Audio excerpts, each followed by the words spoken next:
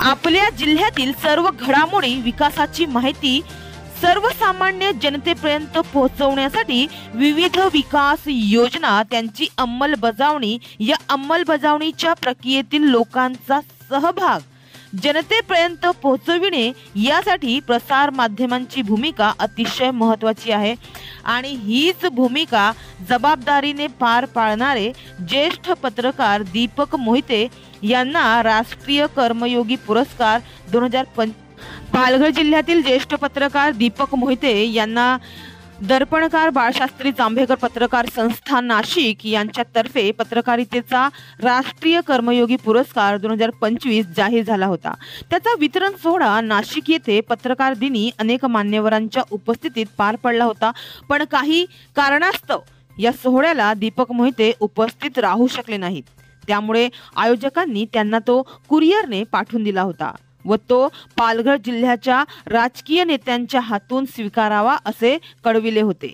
त्यानुसार 18 जानेवारी रोजी तो पुरस्कार दीपक मोहिते यांनी माजी आमदार हितेंद्र ठाकूर यांच्या हस्ते स्वीकारला।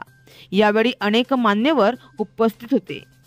तर आमदार हितेंद्र ठाकूर यांनी यावेळी दीपक मोहिते यांना भावी वाटचालीसाठी शुभेच्छा दिल्या। तसेच यावेळी त्यांनी आपले मनोगत सुद्धा व्यक्त केले। त्यांनी आपल्या मनोगतातून सांगितलं की दीपक मोहिते यांचे news27.in मीडिया हे वेब पोर्टल सध्या अनेक जिल्ह्यातील बातम्या देत असते।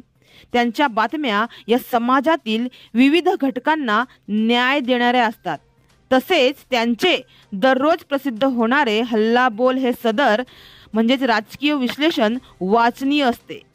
तर त्यांचे हे सदर म्हणजे राजकीय नेत्यांच्या डोळ्यात टाकण्यात येणारे अंजनच असते। दीपक मोहिते यांचे पत्रकारितेचे कार्य असेच सुरू राहो अशा त्यांनी त्यांना पुढच्या वाटचालीसाठी शुभेच्छा दिल्या। हमारे चैनल को अभी सब्सक्राइब करें और बेल आइकन दबाना न भूलें।